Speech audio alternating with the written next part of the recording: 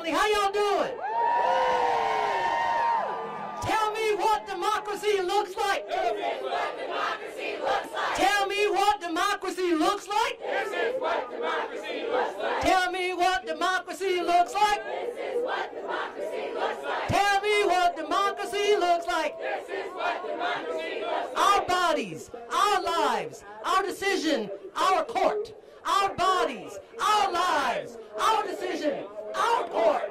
Our bodies, our lives, our decision, our court. Our bodies, our lives, our decision, our court. All right, y'all, we're the D.C. Labor Chorus. Oh, yeah. And y'all are all now honorary members of the D.C. Labor Chorus. I don't care if the Lee Club teacher told you not to sing. I don't care if the nuns told you to stand in the back and just move your lips. I don't care if the rabbi threw a bolt in with Moyle V. I don't care if your children ran screaming from the nursery. No money, no daddy. Don't sing again. Don't sing again. Please don't sing again. This is not about pitch. This is about communion. Communion is a Latin word for with. Union is a Latin word for one. And when we sing together, we're in communion. And we say, everybody, come on in this house. All right? Come on in this house. Everybody, come on in this house. Come on. Everybody, come on in this house. Everybody. Everybody, come on in this house. Come on in this house. You're welcome here. If you support abortion care. If you support abortion care. What? Come on in this house. If you support abortion care. If you support abortion care. What? Come on in this house. If you support abortion care, come on in this house. Come on in this house. You're welcome here. Women's rights are workers' rights. Women's rights are workers' rights. Hey, come on in this house. Women's rights are workers' rights.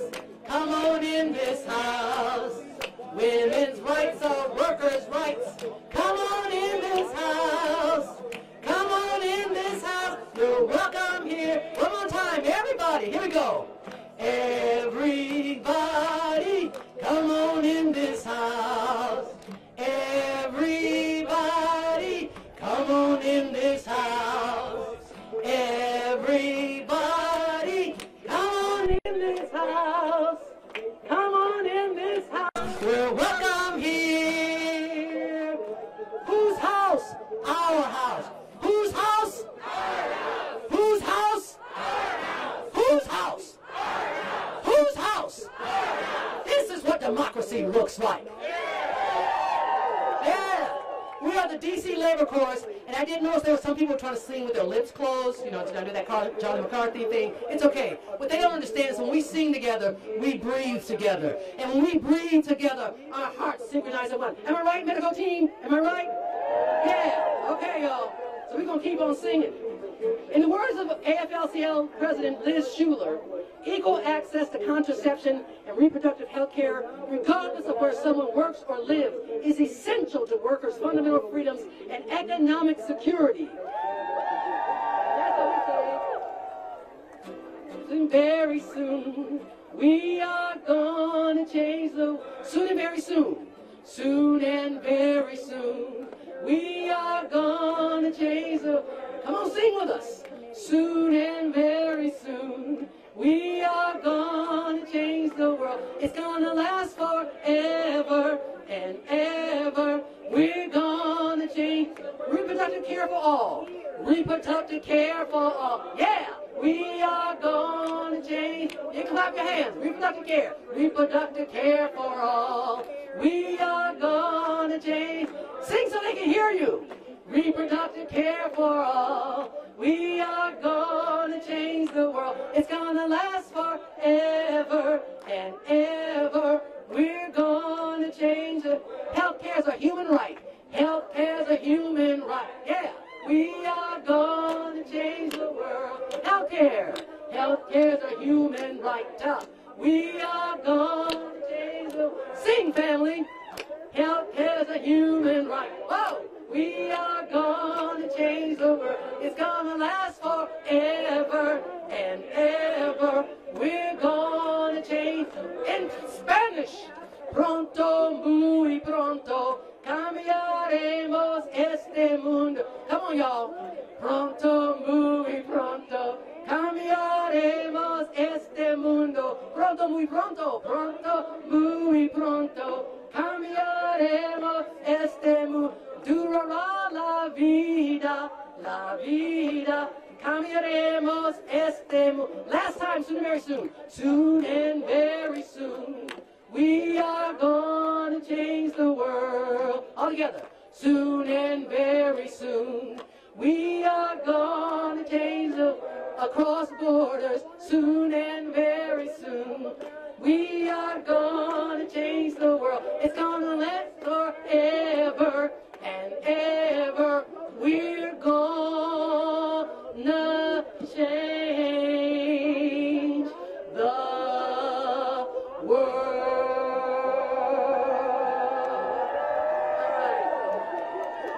Alrighty, y'all. Abortion saves lives. Doctors are not doctrine. Our bodies, our lives, our decision, our court, and we ain't gonna let nobody turn us around. We're not gonna let the Supreme Court turn us around. We're not gonna let the House of Representatives turn us around. We're not gonna let the Senate turn us around, and we ain't gonna let the right wing turn us around. And we ain't gonna let the state of Idaho turn us around. Thank you, my lawyer sister. Ain't gonna let nobody turn us around. Sing, y'all. Turn us around. Turn us around. Ain't gonna let nobody turn us around. We're gonna keep on walking, keep on talking, marching up to freedom. Ain't gonna let injustice, ain't gonna let injustice. What? Sing, y'all. I can't hear you. Ain't gonna let injustice. We gonna keep on walking, keep on talking, marching up to freedom. Ain't gonna let Samuelito, ain't gonna let Samuelito turn us around. Hey, turn us around. Whoa, turn us around. Ain't gonna let Samuelito turn us around. We gonna keep on walking, keep on talking, marching up to freedom. Last time, ain't gonna let nobody turn us around. No, turn us around. No, turn us around. Ain't gonna let nobody turn us around. We gonna keep on walking, keep on talking, marching up to freedom land. Abortion saves lives. Abortion is health care. Abortion is our right to rule our bodies, and no man can tell us what to do, or her female enablers. Here we go. On behalf of the Defense of Life Act in the state of Idaho, Santa's clients testified to in order to see this law passed. Let's give it up for the DC Labor Chorus! Woo! Thank you guys. That is the energy we need and the energy we are going to bring all morning. How are we doing, DC? Woo! I love it. You guys look beautiful. My name is Laura Lewis. I have the honor to work at the National Women's Law Center and be your MC today. So I want to make sure we are here and ready. When I say whose court, you say our court. Whose court? Whose court? Whose court? Whose court? Yeah, there we go. We are ready. As you all know, we are here today. Once again, we are having to show up and show out for our abortion access. Right now, the Supreme Court is hearing oral arguments on a case that could prevent pregnant patients from getting life-saving emergency care they need, including abortion. But it's so much deeper than that. This case is just one part of the broader strategy led by anti-abortion extremists to ban abortion, to ban birth control, and to ban fertility care nationwide. Boo! Boo to that. And to that we say abortion is health care, abortion saves lives, abortion always. And I'm not gonna lie, we are just as pissed as you all are that we have to be here again in front of this court and saying this and shouting and spending our day here, but it's important work, okay? At least Almost 1/3 of pregnancies involve ER visits, and anti-abortion extremists would rather we bleed out in emergency rooms than get abortions, and they're hoping that the Supreme Court agrees. So that is why we are here today. We know that we keep us safe, and that's why we're bringing the truth right here to the steps of the Supreme Court. Yeah, let's hear it. Yes, thank you. Thank you all so much for being here today. That's enough for me. Let's keep this energy going. We've got an incredible lineup today of patients, providers, leaders, activists. So as we welcome our first speaker up, I want you to keep that warm welcome. We're going to welcome Regina Davis-Moss, the President and CEO of In Our Own Voice, National Black Women's Reproductive Justice Agenda. Good morning. Oh, come on, you can do better than that. You can't even make some good trouble. Let's drown them out. Good morning. Thank you. I said I'm Regina Davis-Moss, President and CEO of In Our Own Voice, National Black Women's Reproductive Justice Agenda. We are a national state partnership fighting for reproductive justice for Black women, girls, and gender-expansive people. Yes. Our country is in the midst of a dire maternal health crisis, and nowhere is that felt harder than in Black communities.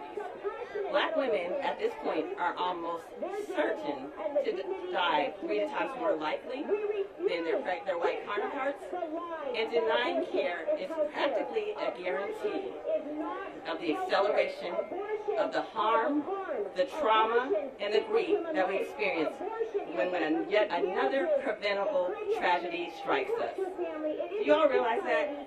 What is happening is preventable. We know this.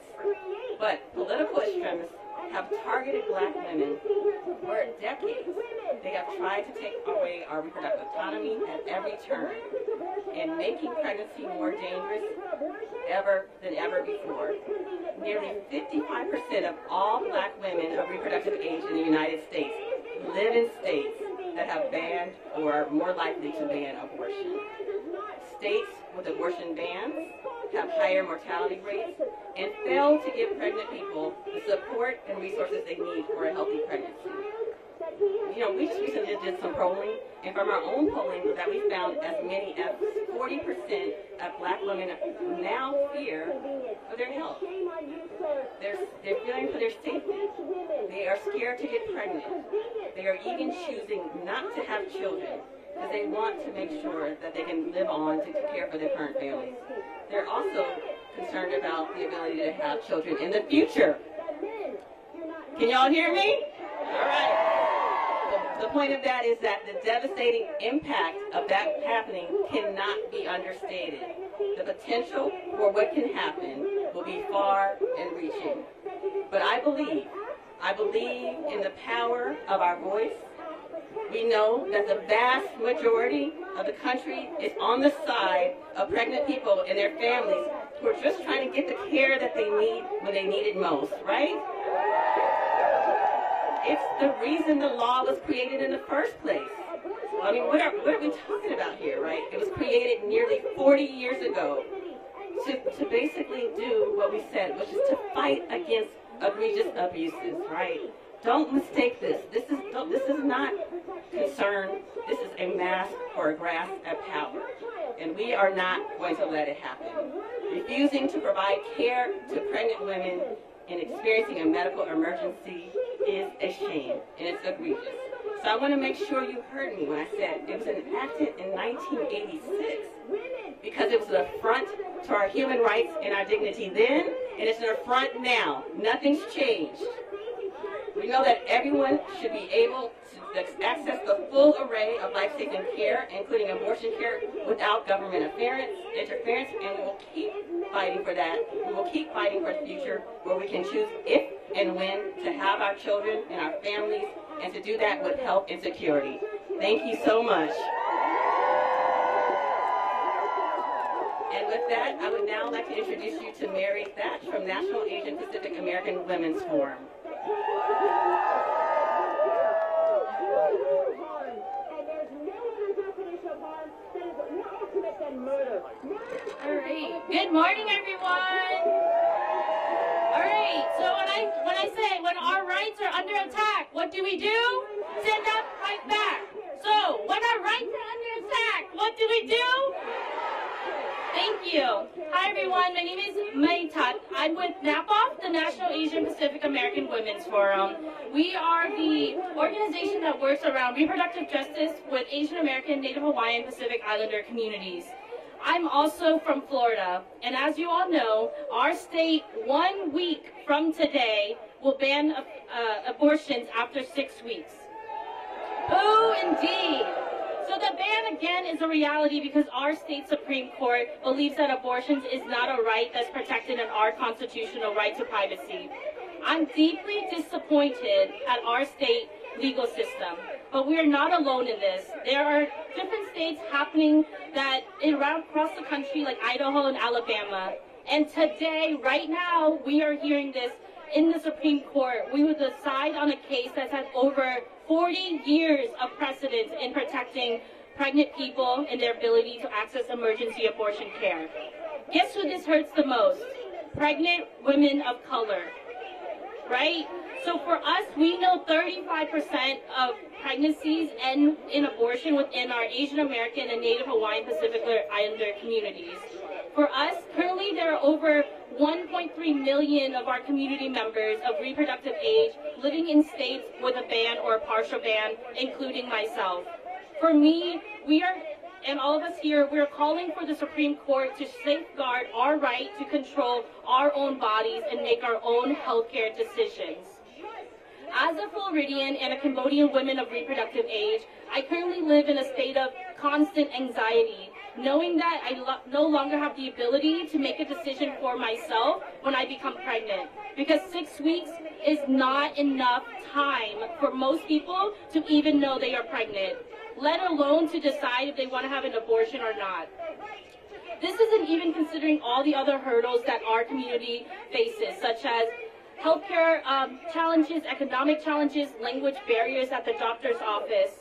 EMTALA might be the only protection that we have left for Floridians who need abortion care. Pregnant Floridians cannot afford to lose any more healthcare protections.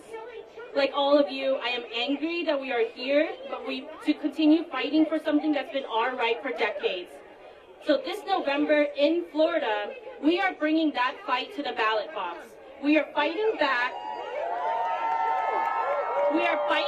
We are turning out voters to support Amendment 4, a people-centered ballot initiative to limit government interference with abortions. So I hope you all support us. If you're not in Florida, please donate daily. We really need to get this passed in November. So when I say, when our rights are under attack, what do we do? When our rights are under attack, what do we do? Thank you. And with that, I would love to introduce to you all Jennifer Allen with Planned Parenthood Alliance Advocates. Thank you.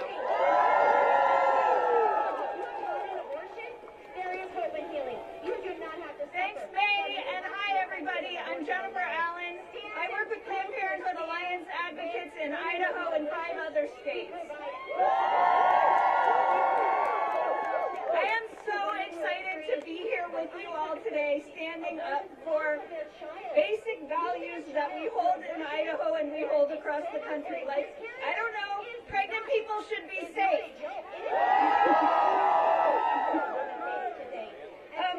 It is outrageous that we should have to be here today. It is outrageous that we should have to stand up and say that pregnant people deserve the right to access emergency medical care.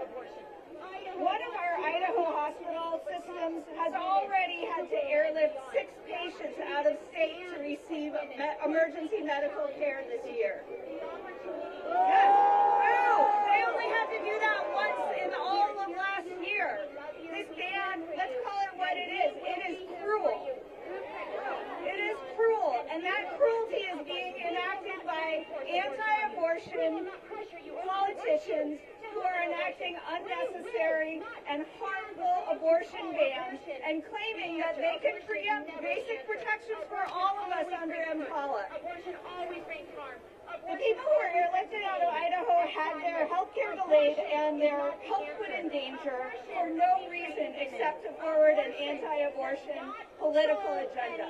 And we have seen We're all here. in Idaho. We have seen women We're all here, and we shouldn't have to be, but I'm glad that we are. Pregnant people deserve to be safe in Idaho and across the country. So I'm glad we're all here today. I'm glad that all of us at Planned Parenthood, all of us abortion providers, all of us advocates, all of us legislators, everyone who's here today and folks across the country are here, and we're not going anywhere. We are here, and we're going to be here, right? We're going to be here until every one of us in Idaho, every one of us across the country has the right to control our bodies, our lives, our futures. We are here, no matter what. So thanks, everybody. It is my great pleasure to introduce you to our next speaker, Rich Martin from the Center for Reproductive Rights. Hey y'all, how you doing? Okay, we're gonna start with getting the energy up a little bit, so let me hear you. All right, that's amazing. I'm Rachna Desai Martin. I'm the Chief of Government and External Relations at the Center for Reproductive Rights. We are lawyers and advocates using the power of law to advance reproductive rights around the world. And we're out here today with all of you all because extremists have once again put abortion access in the hands of this Supreme Court. Just last month, we demanded that the court protect access to medication abortion. And today we're back out here to remind them and the world that pregnant people facing health emergencies have the right to life-saving and health-preserving abortion care.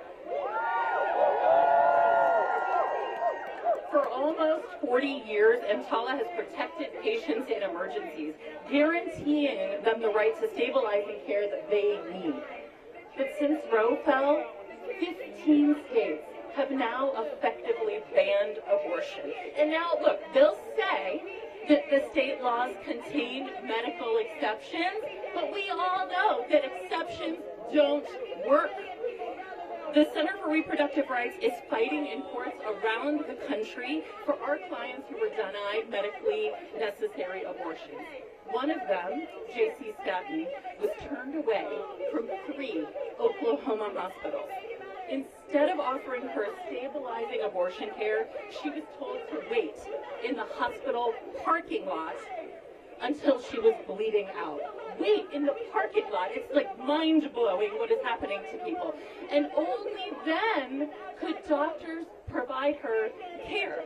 And real-life experiences like these show how difficult it is for doctors out there now to treat patients under the threat of jail time and many, many other penalties. And that's why we have to preserve EMTALA. It provides real protection. It says not only that hospitals can stabilize patients who need abortions, but that they must do so. Anyone experiencing an emergency should be able to get the care that they need without political interference. And abortion is healthcare. Say it with me. Abortion is healthcare. In there, 9 people will make a decision about our lives. But that's not the end of the story, because no matter what happens in there, out here, we know that abortion is healthcare. We are committed, and the American people are with us. We will not move backwards. We can win, we will win, and we will do it fighting forward together. Thank you. I'm so happy to introduce my friend, Dr. Jamila Parrott from Physicians for Reproductive Health.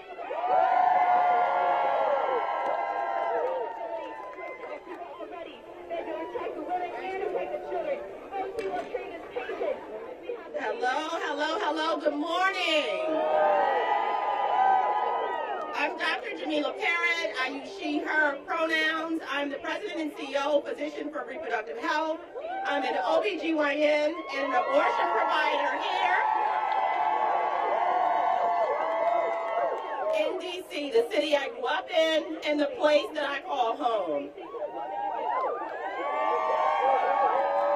I am back here again with you all today, once again on the steps of the Supreme Court, to tell you something that should be commonly agreed upon. Pregnant people deserve access to emergency medical care in a timely fashion. This holds true regardless of how someone's pregnancy ends. Whether someone is having a child, needs miscarriage management, or needs an abortion, we all deserve access to compassionate, comprehensive health care. As a physician, I have unfortunately witnessed and supported many patients through medical emergencies. They all share one commonality. Medical emergencies during pregnancy demand an urgent response to protect the health and well-being of the pregnant person. We know that abortion bans are cruel. They attempt to strip us of our agency, to rob us of our autonomy. Legislators and judges, they claim to care about our health and well-being, but in reality, they don't even believe that pregnant people deserve timely medical attention when faced with an emergency. In short, they don't care whether we live or we die, when the care required to save one's life is an abortion. Besides being cruel, these laws are intentionally confusing and designed to sow seeds of chaos. I want to be clear, I'm not a politician. I'm not a legislator. I'm a doctor. And I see so many other physicians here standing alongside us today. As physicians, we should not have to interpret legal jargon, because the reality is that because of anti-abortion judges and politicians, healthcare providers in states that have abortion bans are left to try to parse out whether or not they will face severe consequences, including fines, loss of licensure, and even jail time if they offer their patients the life-saving care they need and that they deserve. My colleagues and I across the country went to medical school and trained for more than a decade to keep people safe, to keep our communities healthy. We know that federal protections like EMTALA are designed to ensure that people get the care that they need in a timely fashion, that they get life-saving care. And yes, abortion is life-saving care. We will not sit by and wait while our patients get sicker and sicker. We will not endanger their health. We will not rob them of their futures. PRH and our network of physician advocates across the country will keep showing up to do this work, to save the lives of folks in our community, to provide life-saving medical care, to center the real needs of the folks we care for and claim to care about. Thank you for allowing me an opportunity to speak today, and just know that we are here with you all. We will not back down. It is my honor to introduce, following me, Dr. Gustafson. I practiced it like 35 times. Dr. Gustafson from Idaho, also a Physician for Reproductive Health Fellow, and standing alongside us in this fight. Thank you.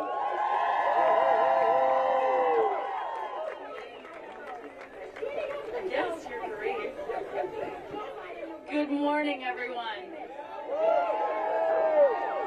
My name is Caitlin Gustafson. I'm a family medicine obstetrician in rural Idaho for the past 20 years. And I'm also co-president of the Idaho Coalition for Safe Healthcare. We represent over 900 Idaho healthcare professionals and concerned community members. Yeah, thank you. I completed my medical training in Idaho and I stayed in my state. because I love Idaho. The last 2 decades, I put down deep roots. I built my family there. I invested my skills in my community. And the entire time I practiced, the ability of doctors to provide life-saving care to anyone who shows up to the emergency room has never been questioned or threatened. All of that changed with Dobbs in 2022. When this ban went into effect, it also meant that pregnant people were now going to be denied life-saving care if they showed up to an emergency room like mine in distress. We know pregnancy complications are unfortunately all too common. And before the ban on abortion care in Idaho, we had a safe system of pregnancy care to manage them.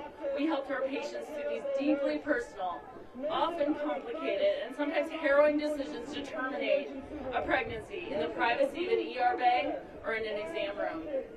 And in a time-sensitive emergency, such as bleeding or infection, organ failure due to preeclampsia, our Idaho patients could decide to receive the life-saving care that they needed in their own community, with their own healthcare system, with the providers that they trust, and where their support system is in place. And there were 0 politicians in those rooms. 4 months ago, at the beginning of this year, we lost this crucial life-saving protection that we call EMTALA for pregnant people in Idaho. Emergency care for pregnancy complications has been denied, and a worsening maternal health care crisis has ensued.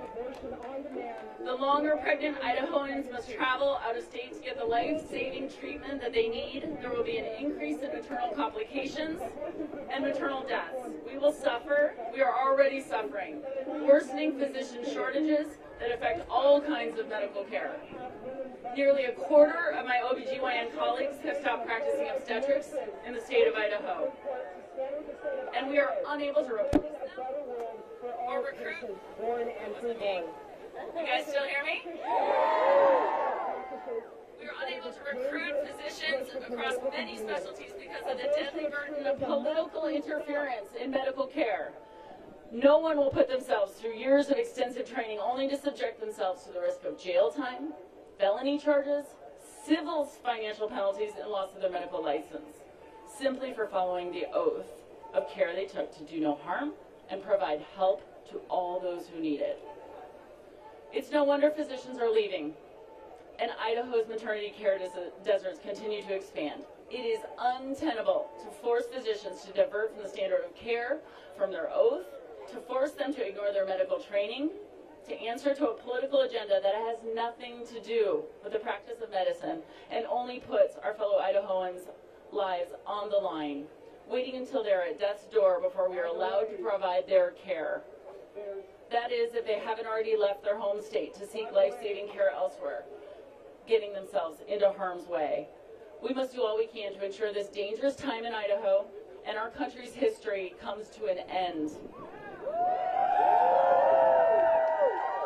Together, we can make sure that ours and generations to come are free to make our own medical decisions and have full autonomy to make the medical decisions that are best for them, to have safe health care in our own communities, to allow doctors like me to get back to providing the health and life-saving care we are trained for, not this political work that none of us signed up for. This is an urgent moment for the health and well-being of patients in Idaho and in our country.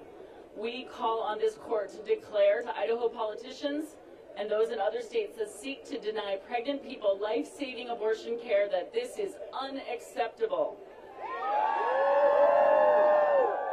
We call on the court to declare that everyone with a health emergency should be able to get the life-saving care that they need with their doctor in their home state without political interference. Together, our voices calling upon the necessity of safe and essential health care will be heard. Thank you. It is now my distinct pleasure to introduce you to Kenya Martin from We Testify.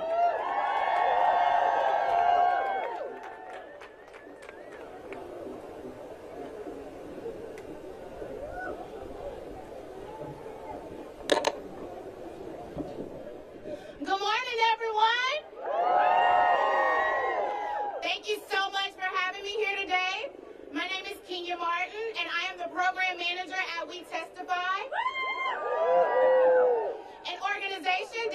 credit to the leadership and representation of people who have abortions. Any people who had abortions here today? Y'all make some noise. Woo! I can make enough for all of us. As someone who had multiple abortions, I love y'all with my whole heart. I do this work for you. Your voices deserve to be heard. You deserve love. You deserve access to abortions at any time for any reason. You know who I also love? Abortion providers. I love abortion providers with my whole heart, y'all. Let's make some noise for abortion providers. That's who we are here at the Supreme Court supporting today. All of you who've had abortions, all of you who will have abortions, and all of the abortion providers who must be allowed to provide the best possible care. Now, getting to the current matter at hand, the Supreme Court may soon decide if states can deny pregnant people emergency care they urgently need. The Emergency Medical Treatment and Labor Act is a nearly 40-year-old federal law guaranteeing everyone treatment for emergency medical conditions nationwide. But anti-abortion extremists want to exclude pregnant people from this protection and force doctors to turn away patients suffering emergency pregnancy complications. It's some bullshit, I know.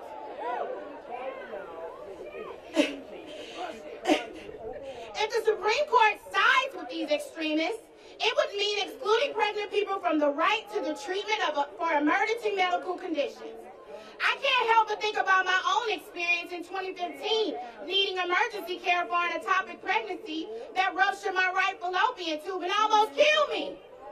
Damn pregnancy tried to take me out, y'all. What would have happened to me if I was turned away as a pregnant person needing help? I'll tell you that I would not have lived to stand here before you today. Thanks to this law, I am still here as it has always protected pregnant people in medical emergencies. It requires stabilizing emergency abortion care. Simply put, abortion saves lives. Say it with me, abortion saves lives.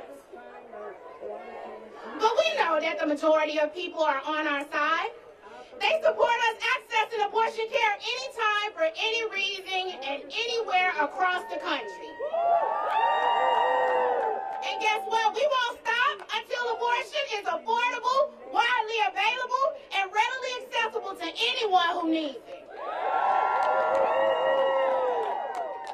So now is the time to talk to your community and loved ones. Share your abortion stories to my friends who've had abortions. Your voice deserves to be heard. Everyone loves someone who had an abortion. We're going to run that back. Everyone loves someone who had an abortion. I want y'all to say that to everyone you encounter. Everyone loves someone who had an abortion. Tell everyone who loves you that you need them to show up for you for real right now. Same for all the politicians who claim that they're pro-choice. Push them to be champions for abortions for everyone at any time and any reason. We can't overstate that, y'all. I am here because I was able to receive the abortion care I needed, both when my life was in jeopardy and when I simply didn't want to try.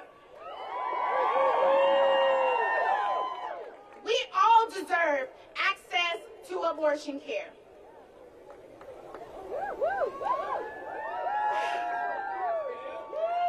No matter the reason, y'all, we shouldn't have to risk our lives or our pregnancies for care. This impacts all of us. Because as we testify, we say, everyone loves someone who had an abortion. I'm going to say it over and over, y'all.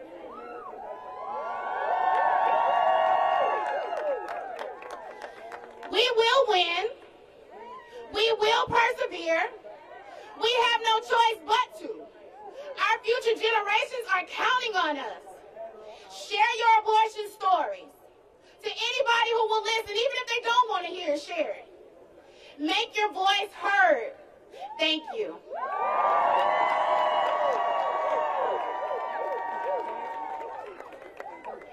Now I'm going to hand it off to Jocelyn Fry with the National Partnership for Women and Families.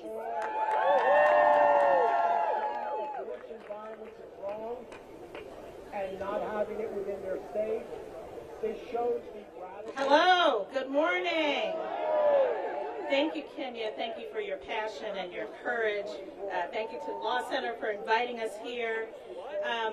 You know what? It's my privilege to be here this morning and be here in front of all of you. I have to tell you that I wish we didn't have to be here. We shouldn't have to gather on the steps of the Supreme Court to ask justices to do their jobs and to put the law above partisan politics, partisan ideology. I know we have other things we could be doing.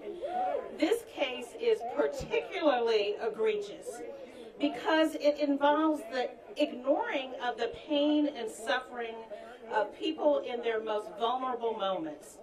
Their state legislators in Idaho who are so consumed with their own agenda that they would put and endanger people's lives by denying them access to essential care during a health emergency. You would think that when a pregnant woman, a pregnant individual is rushed to the hospital, common decency dictates that any decision about the care that they need should be left in the hands of the patient and their doctors. But these politicians want to insert themselves into the most personal health decisions. They want to control women's bodies at all costs, without regard to the chaos and confusion they cause among patients and providers themselves. And just as Dobbs and the dismantling of Roe caused chaos and confusion, we have to remember that chaos and confusion is the goal. It is not an accident. They want to weaken EMTALA and access to emergency care, and they want to send a message, and we should be clear about the message that they are sending, that it is okay to ignore women and people in distress, okay to ration health care based on political ideology, okay to provide substandard care to people in need. None of this is okay. None of this is acceptable. In this case, I have to admit to you, it for me is more than about the law. It is about how we treat each other. And I know our opponents often use religion as a defense for what they are doing. I will leave other people to the religious debates. I am not a minister or a rabbi, but I am a deacon in my Baptist church here in D.C. And I do know that my faith requires each of us to love our neighbors, to be sympathetic to each other, to be kind and compassionate and forgiving, and to act justly and love mercy. I don't think that denying pregnant women or any individual care and from getting the emergency care they need is very sympathetic. It's not loving, it's not compassionate, and it is certainly not justice. It is inconsistent with our values. It is inconsistent with the law. All patients, all people deserve better. So today I hope we can find strength in our numbers, the power of our purpose. I hope that we continue just to lift our voices in unity, to do right, to seek justice, and to defend the rights of those people whose lives hang in the balance. Thank you for being here.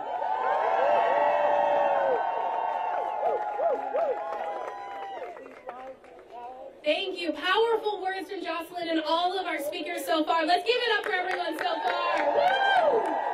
Awesome. Okay, so when I say abortion, you say always. Abortion. Abortion. Abortion.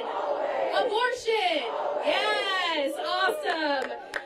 Our next speaker knows firsthand just how important this case and the need for emergency abortion services is. Melissa Farmer was denied abortion care at 2 hospitals, putting her health and her life at risk.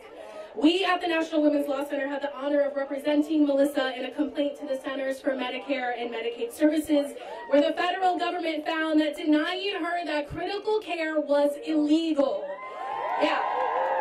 We are so grateful for Melissa's bravery and testimony, so let's give her a nice, warm welcome to the stage. Melissa, come on up.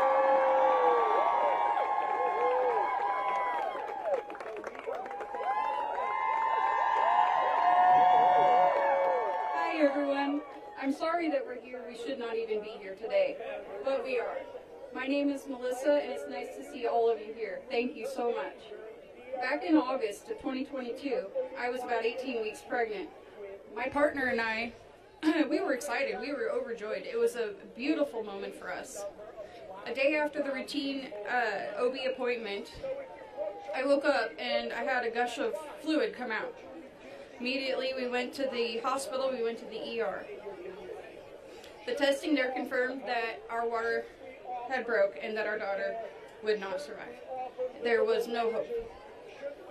They also told me that even though I had lost the pregnancy, that our daughter still had a heartbeat. There was no chance she could survive at that stage of gestation. They also gave me frightening warnings about my health. I was at risk of serious infection, sepsis, blood clots, and hemorrhaging. They even warned me that I would lose my uterus or die. Based on all of this, my doctors told me that it would be best if I got my medical care outside of the state. They said that I needed help to complete the process. They said that if I waited, I'd be jeopardizing my life. But they also said they couldn't help me. They told me that the higher-ups in Missouri, that the abortion ban had blocked them and blocked them from getting the care that I needed. The hospital gave me two options. The first option was to have a D&C.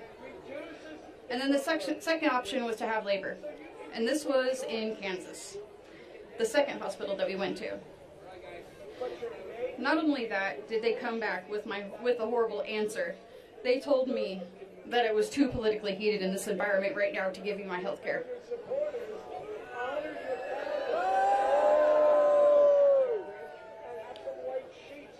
Those same doctors forced me to still seek care, even though they could not provide it. It took me several days to get the care that I needed in Illinois. Several days. I was terrified, I was tired, I was exhausted, and I was still mourning the loss. We lost our health insurance. I lost my home because of this. We've been pushed out of our community because we are speaking out. This has been a cascading experience of horror. I have had endless tears over the loss that we've experienced. I am so proud I'm here able to take legal action with the National Women's Law Center. We have filed a complaint to the federal government asserting that these two hospitals violated EMTALA. They refused to provide me the care that I needed. The Biden administration also agreed, and they required hospitals to change their policies to make sure that never again will a person like me be denied abortion. This is why I'm here today, to tell the Supreme Court that the experiences of people like me and all the people in Idaho, it doesn't have to be like this. It shouldn't be like this. Abortion is health care, and abortion saves lives. Thank you.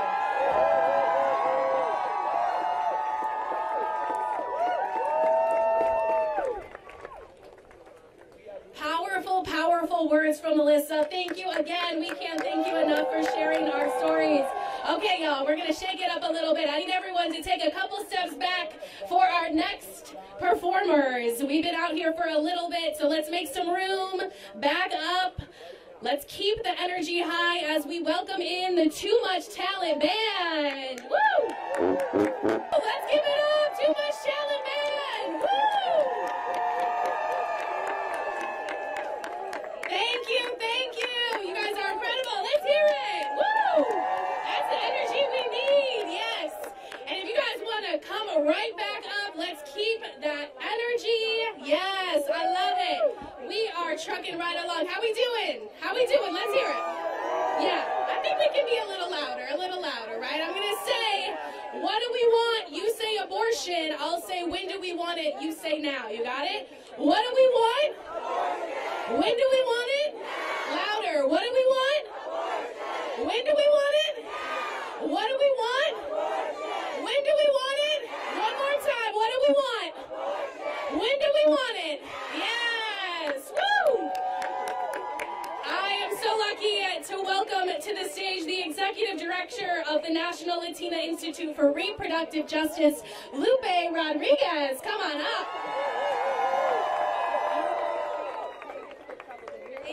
Thank you so much, and thank you all for being here today. As mentioned, I'm Lupe Rodriguez, Executive Director of the National Latina Institute for Reproductive Justice, where we organize and build power with Latinx communities across the country, and we believe that a person's health and well-being, and not political interference or court interference, should guide important medical decisions. You know, and it's been less than a month since we last rallied in front of this court to defend our freedom. And we've always known that anti-abortion politicians and activists were never going to stop at Dobbs. They're going to keep chipping away at abortion access until they ban abortion across the country. Make no mistake. But we are not going to stop until we create a country with true reproductive freedom for all of us. Yeah. This court is not going to decide if states can, or is going to try to decide if states can deny pregnant people the emergency abortion care they urgently need.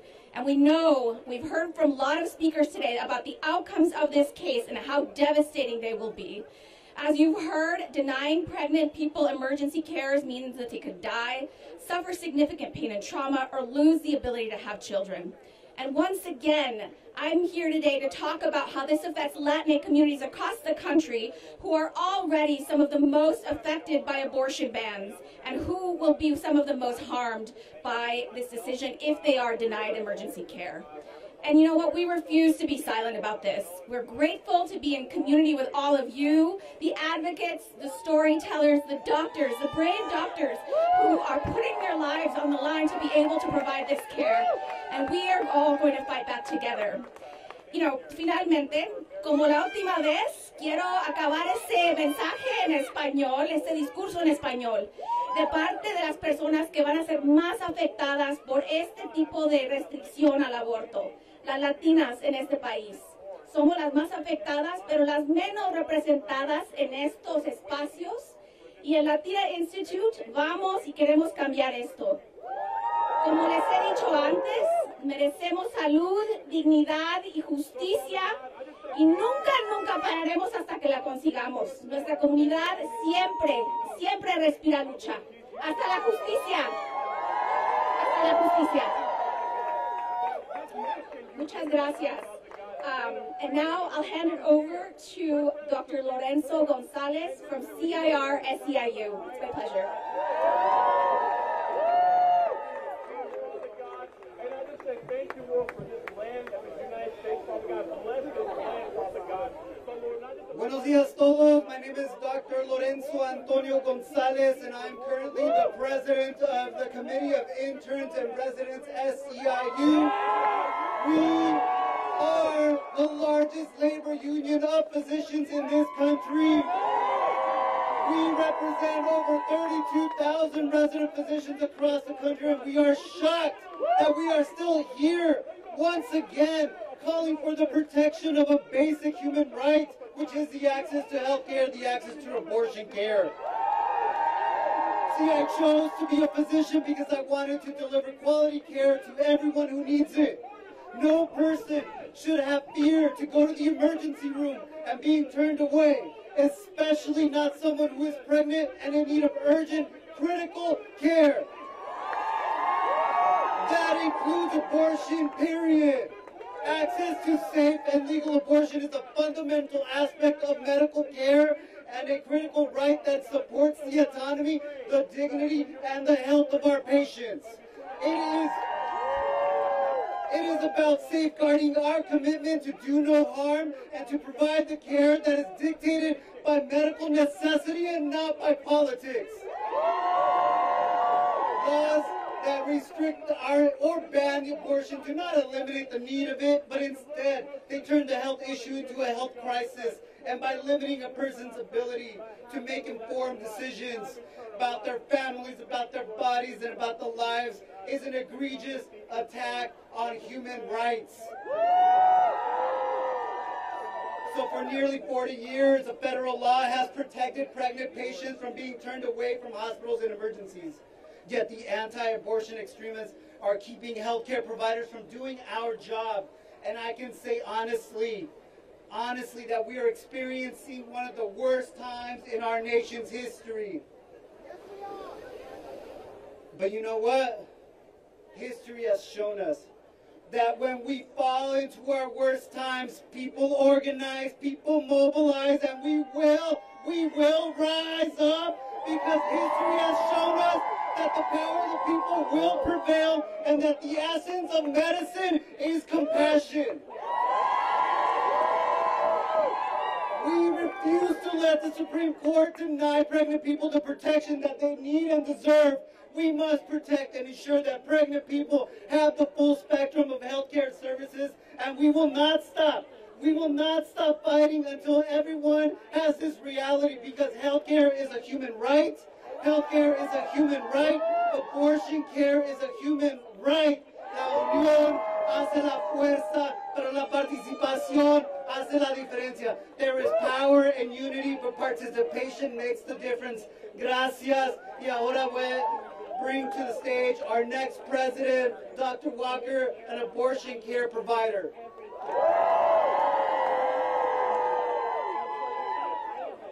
Good morning, everybody. Good morning.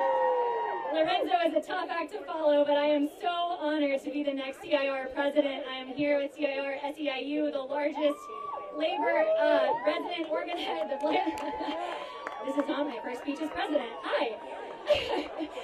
I'm here at CIR SEIU, the largest labor union of doctors in the United States. 32,000 members. Let's go.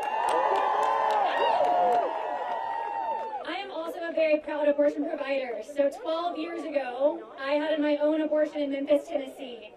Ow, thanks. Let's go. I couldn't do that today. I had to navigate violent trap laws that are put in place to prevent people from seeking basic human health care. I had to watch videos about how my baby had fingernails and how adoption is better and all of these things that are only put in place to shame and to dissuade, and that is not okay. I was one of the very few cases of a medication abortion that had a complication. I was in my undergrad classes to go back to medical school, and I didn't know what I was doing. I was alone, I was scared. I didn't want to talk to anyone in Tennessee because of the social pressure that exists. I was hemorrhaging, and I went to the emergency department. And if I did that, if this law stands, they would have told me to leave.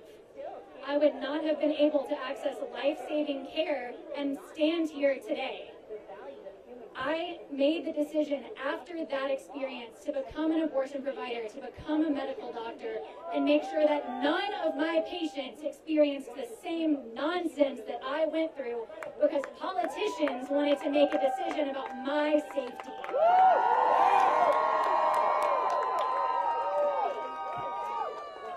I am so glad to be here with you today as a doctor, as an abortion provider, as a person with a uterus, and as a human being. I know that healthcare is a human right and that abortion is healthcare. Thank you guys so much.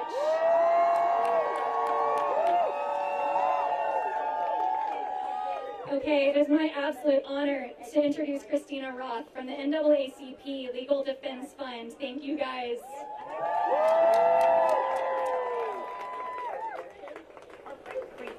It's pretty sad to see a man advocate for abortion. Because hello, everybody today.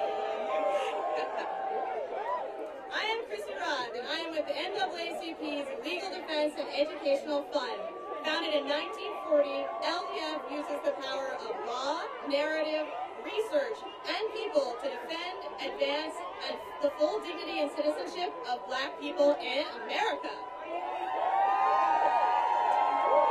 We know when the Supreme Court issued the Dobbs decision that its impacts would be disproportionately felt by Black people and other people of color. I have no doubt that some in this crowd have personally felt, and research affirms, that Black patients do not receive the same quality of care as their white peers. Black patients are forced to wait longer to receive emergency and non-emergency medical treatment, are offered inferior prescriptions, and more frequently met with skepticism when they report their symptoms to healthcare providers. These disparities in treatments and outcomes are particularly stark in the context of reproductive care. Black pregnant people are often subject to discrimination throughout pregnancy and the postpartum period, including mistreatment during labor and delivery. And Black, Indigenous, Latinx, AAPI, immigrant, and rural communities face significant barriers to primary pregnancy-related health care, increasing their risk of pregnancy emergencies and maternal health care crisis, which disproportionately harms people in communities that already face systemic oppression and disinvestment. Historically, power over our bodies, that's fun, our reproduction, our fertility, our decision if or when to become parents have not been a liberty Black people, Black women, Black trans people have had the ability to celebrate freely. I'm proud to stand with so many of you leading this change to change this reality. Pregnancy in this country is now 10 times more lethal than in high-income countries. This crisis affects all people who are or may become pregnant, but it disproportionately harms Indigenous and Black patients who die of pregnancy-related causes and double and triple the rates of white patients. According to the CBC, many of those deaths are wholly preventable. Today we are gathered in unity to remind the court that for nearly 40 years, EMTALA has required Medicaid-funded hospitals around the country to provide necessary stabilizing treatment to all patients in a medical emergency. It should go without saying that all people experiencing healthcare emergencies should be able to get the care they need, period, including an abortion. That's right. Excluding pregnant patients from protections provided by EMTALA will deepen the profound maternal health crisis we face in the face of further erosion of our rights. I'm heartened that while we may be weary from the unrelenting attacks on settled law, this community will not stand idly by. Are you going to stand idly by? That's right. Today we raise our voices in protest of this callous effort to force healthcare providers to wait until pregnant patients' lives are at risk before providing abortion care. Tomorrow, we will do more than play defense. We'll push to expand access to abortion care, invest in maternal health care, and equitable access to culturally competent health care for communities of 1 million to those of under 1,000. Because access to health care is a vital feature to create long-term stability and safety in our communities and ensure that everyone can thrive. Y'all want to thrive? We must continue to link our arms, and our collaborative efforts are critical to sustain this movement for our collaborative freedom. Thank you so much, and I have the absolute distinct privilege of now introducing Analia Mieja from the Center for Popular Democracy.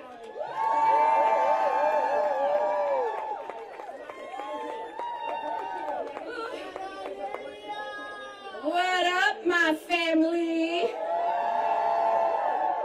Can we make more noise than those who believe that we are not full humans?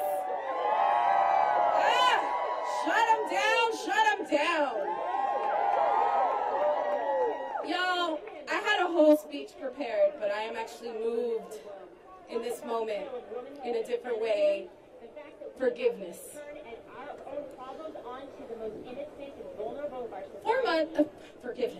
4 weeks ago, I lost my father. And in this process, as I remember all the lessons and the opportunity and the privilege I had to live with a man who saw me as a full human being, what I realize is, one, I am the daughter of a man, of a black man born in 1926. I am the youngest daughter born to my father. And he was the youngest child born to my grandmother, who was born in 1891. And what that means to me is that I was loved, and I was held, and I was raised with people who lived under conditions and liberated themselves out of conditions that forces wish to re-subjugate me and deny my children the right to a full humanity. And I will be damned if I allow them to do that in silence. Like many who have come here, like many who are listening, and like many, many human beings in this nation and planet, I too had 2 abortions. I required a medical abortion and had to terminate a much wanted pregnancy to save my life.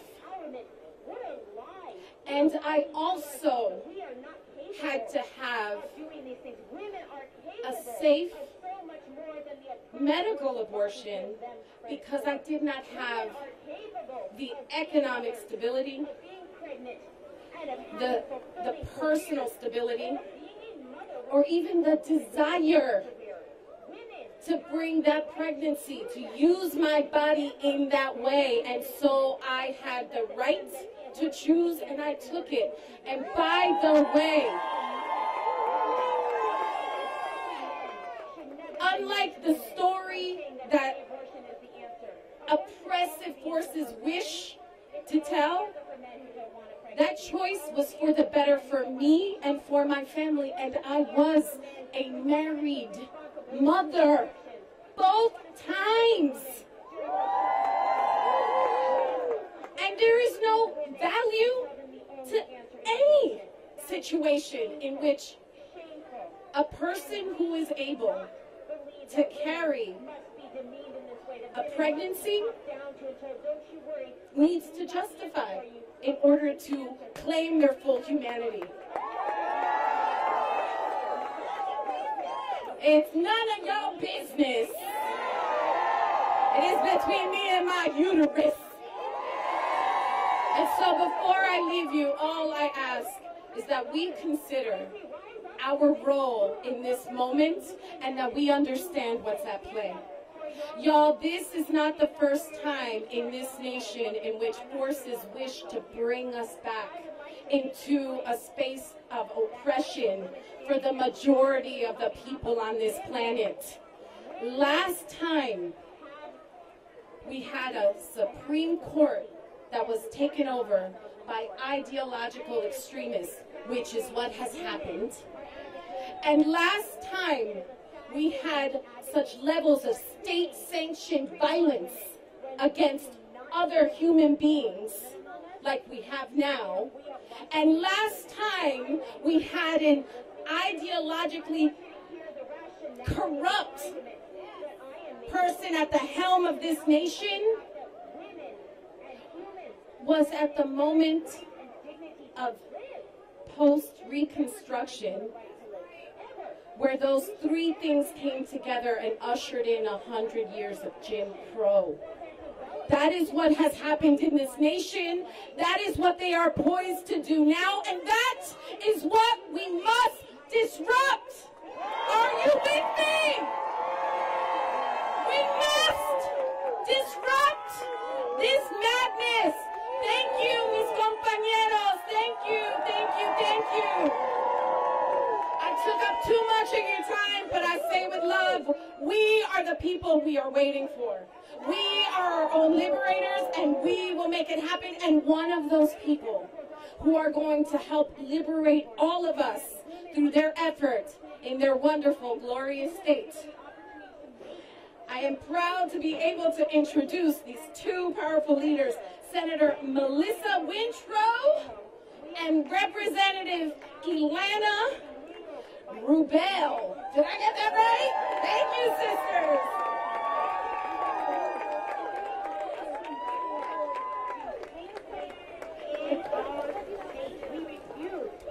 All right. Idaho is in the house. Okay, we're going to have to share up here, but it's so important that Idaho is here because even though Idaho is behind us raising hell in there, we're raising hell out here. Good morning, my name is Melissa Wintrow. I'm a senator in Idaho. I'm the Senate Minority Leader, the Democratic Leader. And I am Representative Ilana Rubel. I'm the House Democratic Leader. And we are also members of the Sixth Reproductive Freedom Leadership Council, which is a network of state legislators committed to improving reproductive health and justice, and lots of other good things. But in Idaho, we are on the front lines of the horror that was unleashed upon women and medical professionals when Roe was overturned. Idaho has the most extreme ban in America, with no health exception whatsoever. The only exception is if the patient faces certain death. Likely death? No exception. Possible death, organ loss? No exception. Paralysis, permanent infertility? No exception. Non-viable fetus with no skull or brain? No exception. None of that is enough to permit an abortion, and any doctor who acts to save a woman in such an emergency faces 5 years in prison. This is not okay. The results have already been disastrous. Women in health crises are being airlifted out of state. 6 from one hospital alone just in the last couple months. People who are pregnant are being told they must get life flight insurance to flee Idaho if they have complications. This is not okay. Idaho law forces doctors to choose. Commit medical malpractice by waiting until a woman is almost dead when she could be saved, or go to prison by treating her. And unsurprisingly, these doctors are choosing option C, leave the state. We have lost over half of our high-risk maternity specialists. We've lost a quarter of our OBGYNs. 3 labor and delivery departments have shut down, and in Idaho, that's a lot. We don't have a lot to begin with. There are parts of the state where you have to travel 170 miles now just to get to an OBGYN. Not an abortion, just an OBGYN. We are in a 5-alarm crisis in Idaho, and our majority party leadership is in this building right now, and they are only interested in making the problem worse by fighting the protections we had under EMTALA. This status quo in which pregnant women are denied the emergency stabilizing care that is guaranteed to every other American is not acceptable, and we do not believe it's constitutional. Yes. Since Idaho's abortion ban went into effect, people needing care have been thrown into chaos.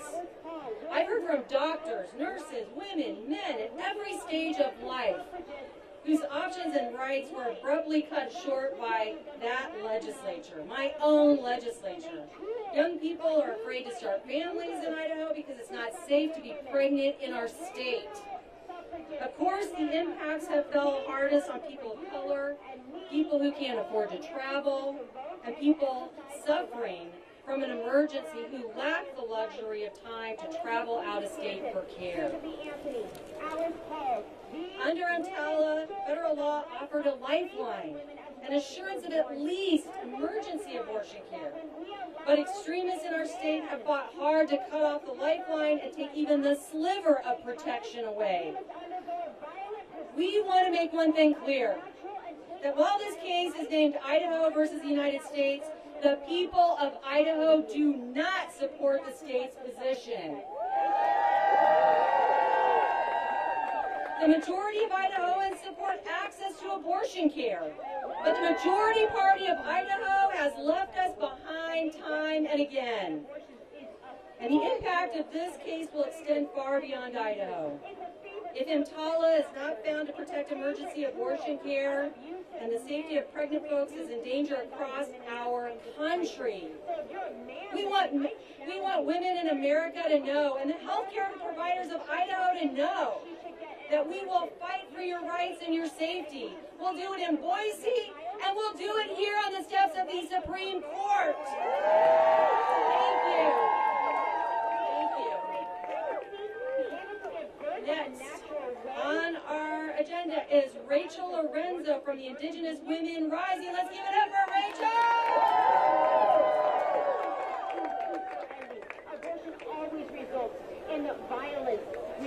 in violence, and death and destruction. And so if you... What's up, DC? Guanzi Hopa, Hinome Boreka, Hapaniwashti Eyaka Hanu. I am here from New Mexico. I'm from the Mescalero Apache tribe and the Pueblo of Laguna. I'm the founder and executive director of Indigenous Women Rising. Who knows who we are? And if you don't, get on the train because you're missing out. We are pro-abortion, pro-birth, and pro-sex. We know Black and Indigenous pregnant people face more barriers, die more often at the hands of racist medical systems. All we're asking for is access to life and health-saving care in the worst and most traumatic time of our lives. Anti-abortion extremists, y'all know who you are, and racism, those two are combined. In the medical system, that's no accident. We will never stop making decisions about our own bodies, even in emergency situations. That ability to take care of our body and to support each other when we're making these decisions is sacred. It's sacred, and my ancestors have been doing this since time immemorial, since before settlers.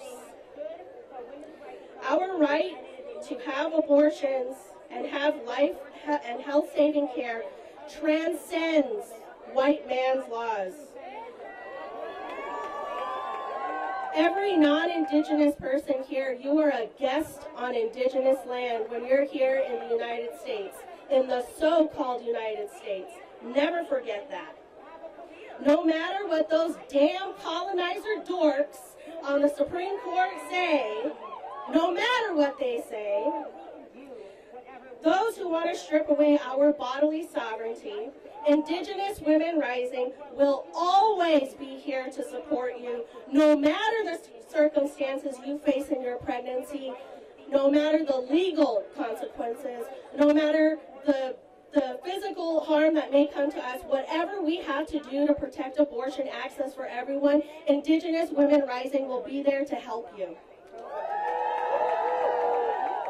My only call to action right now is this. Talk to your friends and family about systemic racism in the medical system. Talk to them about abortion access. Tell them when Black and Indigenous people stop dying from racism in the medical system, everyone will benefit. And remind your relatives that this ruling may not affect them now, wherever you live, in a quote-unquote blue state, but if it affects us as Indigenous people and Black people first, best believe it's coming for everyone else. So it is more important than ever to have these pro-abortion conversations. And last but not least, thank you so much for your time. Tawa, safe travels.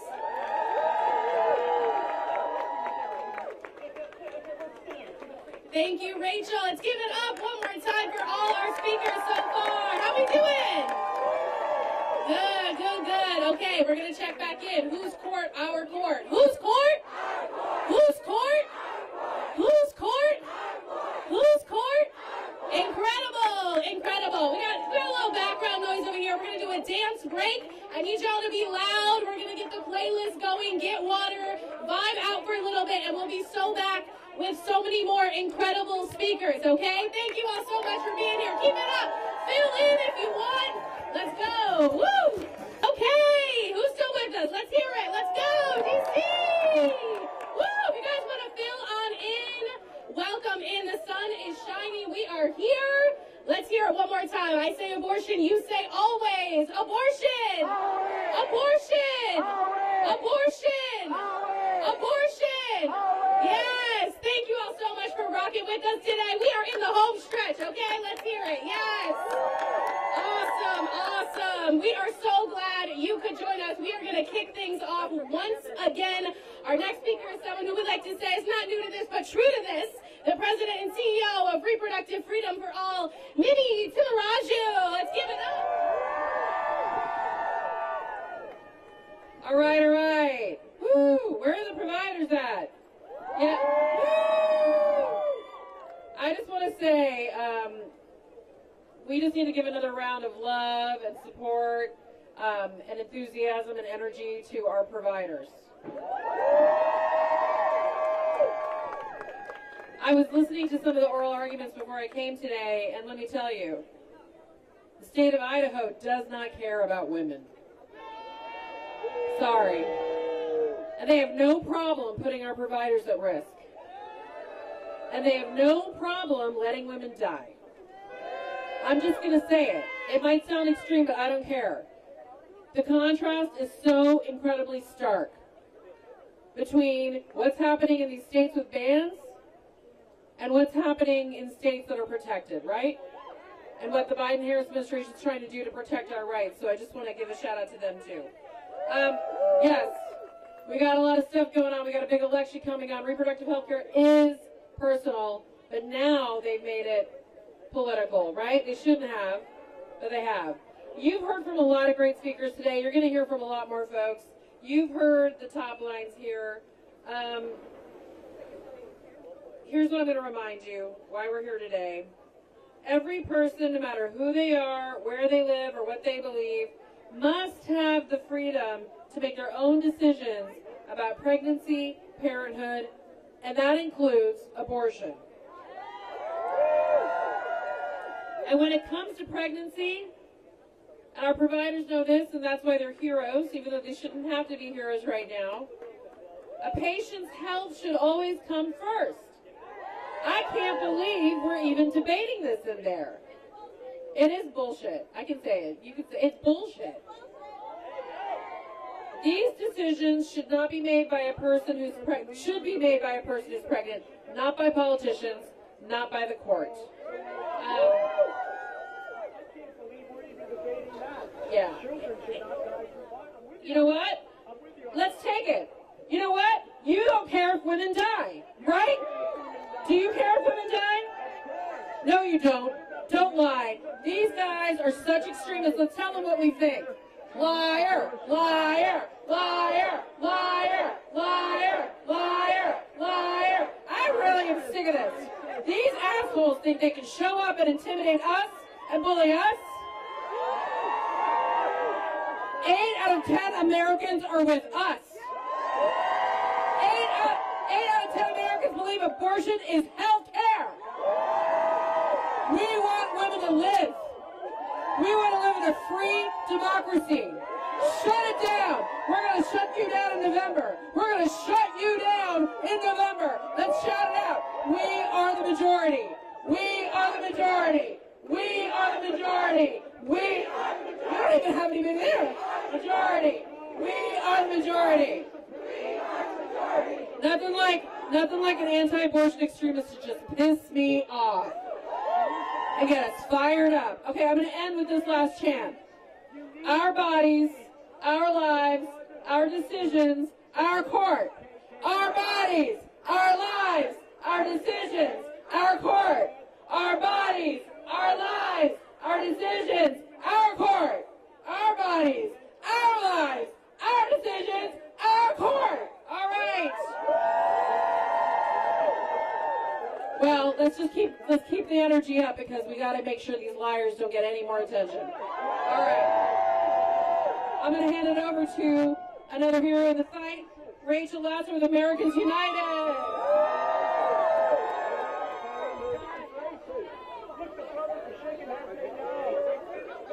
Hello. I want to talk with you about freedom. Supposed to be such an American value, right?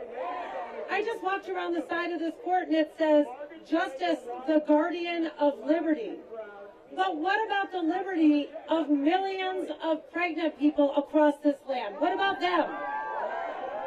What about the fact that it's unreal, it's foreign to be standing before an American Supreme Court that is taking away liberty instead of expanding it, that is threatening the liberty and the lives of pregnant people, and particularly Black pregnant people and Indigenous pregnant people who already have higher rates of maternal mortality and morbidity. It's shameful, shameful. I want to talk about how reproductive freedom and religious freedom are tied at the hip. We already know that abortion is a reproductive freedom issue. But let's talk about why abortion is a religious freedom issue. Because abortion bans impose one narrow religious viewpoint on all of us. Because abortion bans favor one narrow set of beliefs over everyone else's. And because abortion bans deny pregnant people the freedom to make their own decisions about their own bodies according to their own beliefs. Religious freedom and reproductive freedom mean that pregnant people get to decide what to do with their bodies, their lives, and their futures. Religious freedom and reproductive freedom mean that when a pregnant person is facing a medical emergency, they are given care regardless of whether they pass politicians or providers' religious litmus test. We are living in surreal times. Come along with me here. A federal judge cited the Bible to effectively ban IVF. Missouri lawmakers are so emboldened that when they passed their abortion ban, they inserted into the law that God Almighty is the author of life. And we are here where it shouldn't even be a question that pregnant people in need of emergency medical services get them, regardless of whether they pass religious litmus tests. So what we need right now is a national recommitment to church-state separation.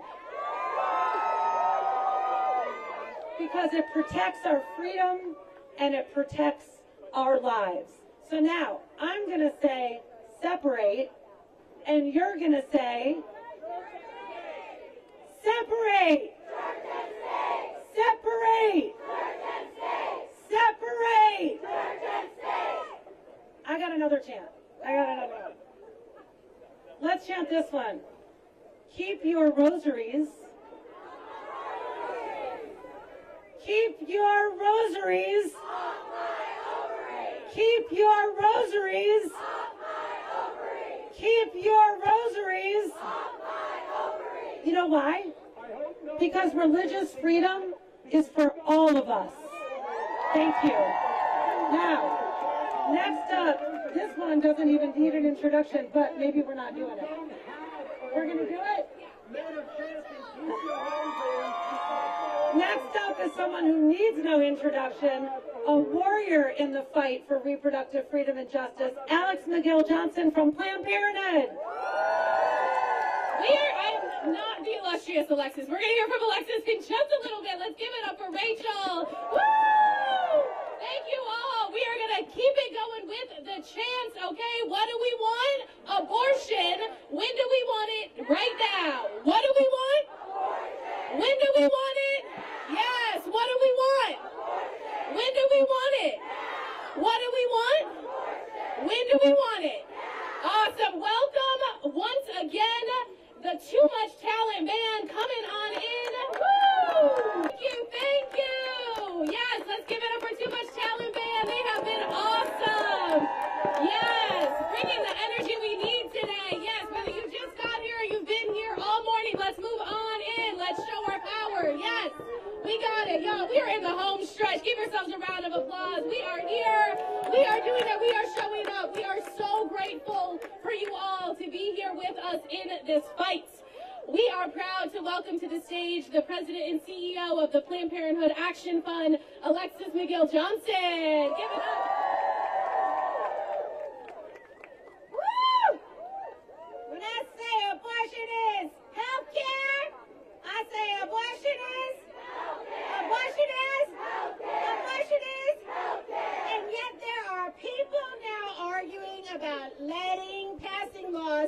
let us die. Come on, y'all.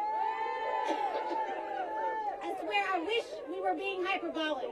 I wish I could say that we should be surprised, but right now, the state of Idaho was in that courtroom arguing for the right to deny patients health care that even if it means that they could die. And this is the moment that we are in.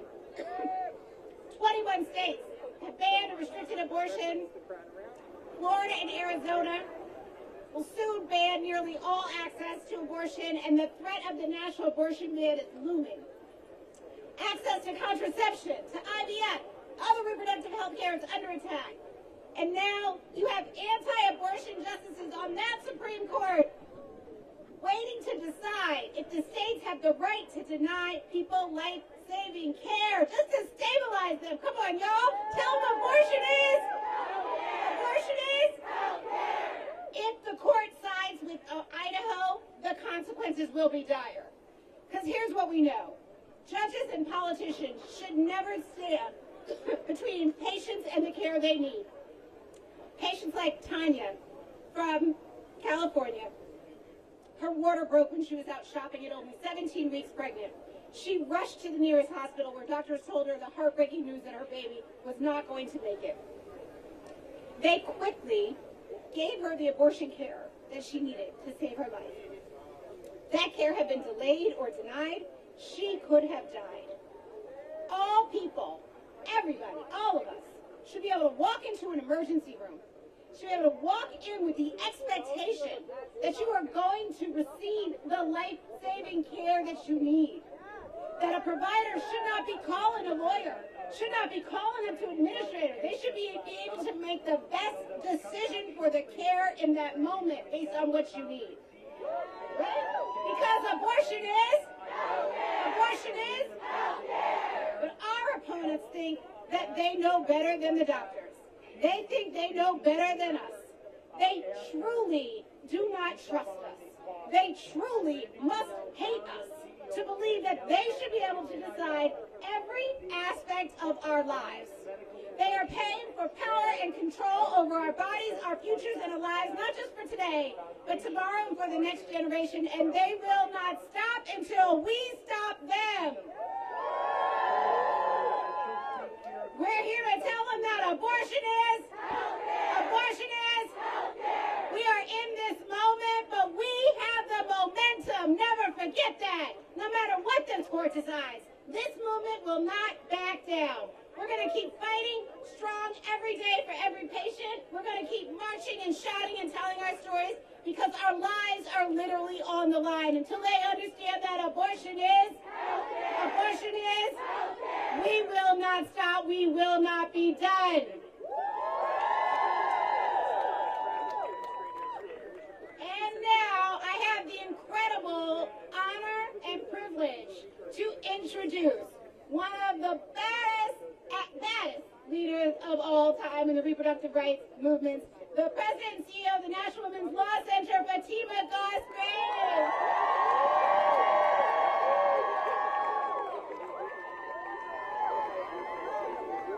Look at this crowd. Hi, I am Fatima Goss-Graves. I am president of the National Women's Law Center. And I just have to start with expressing my deep gratitude for everyone who spoke today, who centered patients, who centered providers, who led with heart and love, and to the team at the Law Center. So give it up for all of you. And for all of you who joined in and submitted a brief to the court. And I'm just proud to be here today and with you to say we will not stop. And I actually want you to say it with me. I want it to be in your bones. We will not stop. Not when our health and our freedom and our lives and our future are at stake. So I'm sure you've heard today, there's a maternal mortality crisis in this country. We're in a situation where Black folks are dying, where Latinx folks are dying, where Indigenous people are dying, and dying from pregnancy-related causes each and every day.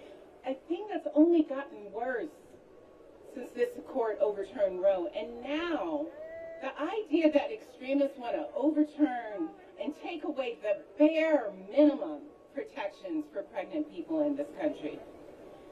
For decades, federal law has guaranteed that everyone has the right to emergency medical treatment, no matter who they are and no matter what treatment that they need, including abortion care. And the Supreme Court cannot deny pregnant people the protections of this important law, not in the middle of a maternal mortality crisis. The vast majority of Americans support the right to make your own medical decisions during pregnancy, and especially in emergency situations. And they may not know what the law says, and they may not know that this case is happening today, but here's what they do know. They know that what they expect and what they deserve is that when you go to the hospital, when you go to the ER, then you will get the health care you need. Without delay and based on medical expertise. I see those doctors out there. And certainly not based on political agendas. So in their crusade to ban abortion, extremists are forcing pregnant people to suffer in crisis. They are denying the most vulnerable people in the most vulnerable moments any shred of basic human compassion. They are trying to constitutionalize cruelty. You heard me, constitutionalize cruelty. And we know they're not going to stop with this one case in Idaho. They want to use this case to continue their path to ban abortion in every corner of this country. But we also won't let them get away with that. Because we're here because we care. We're here because we love our communities. We're here because we believe our country should care for everyone. So let me be clear. Politics don't belong in the court, and they don't belong in hospital waiting rooms. And you can keep your politics and your extremism off our bodies. Because we are not going to stop, and we're not going away, are we? Are we going away? No! Friends, let's keep up this fight. Thank you.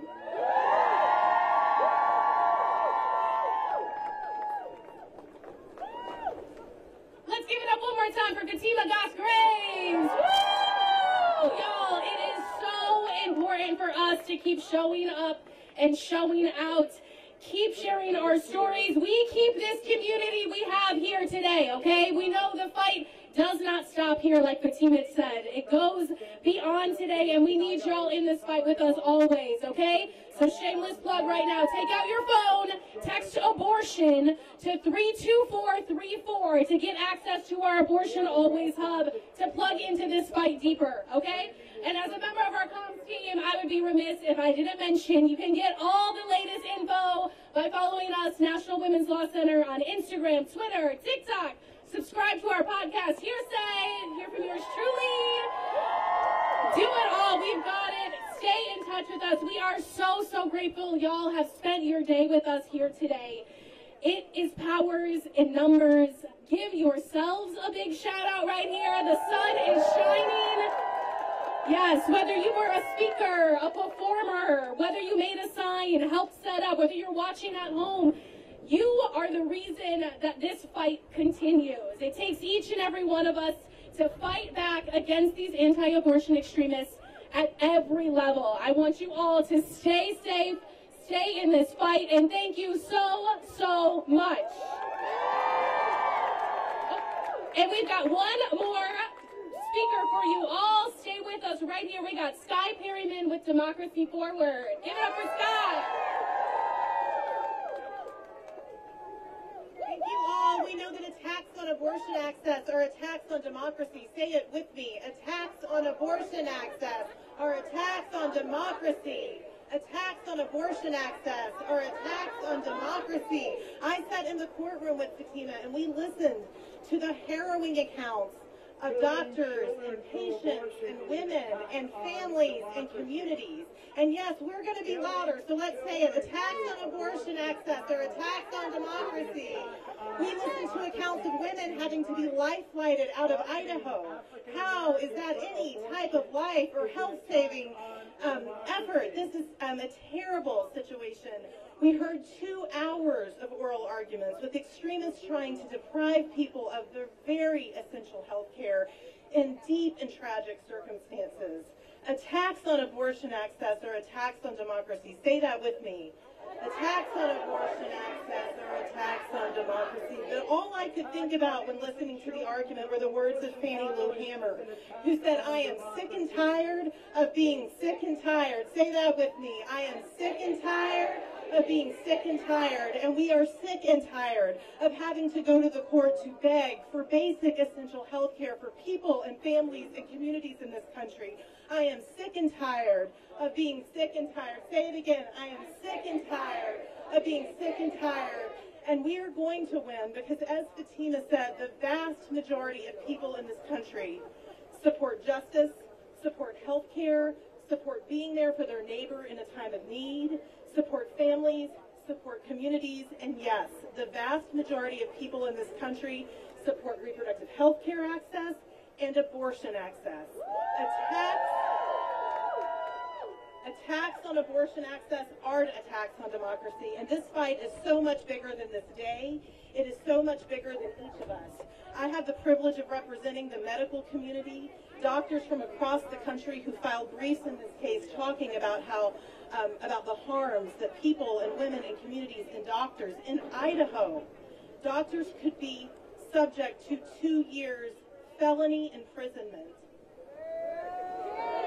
2 years felony imprisonment for taking care of patients and for doing their jobs. So are we sick and tired? We are sick and tired of being sick and tired. Say that again.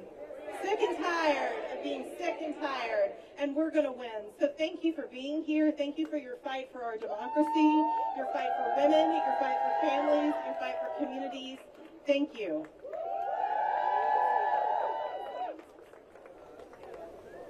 Let's give it up for Sky one more time. Thank you. Once again, stay in this fight with us. Text abortion to 32434. One more time. Whose court? Whose court?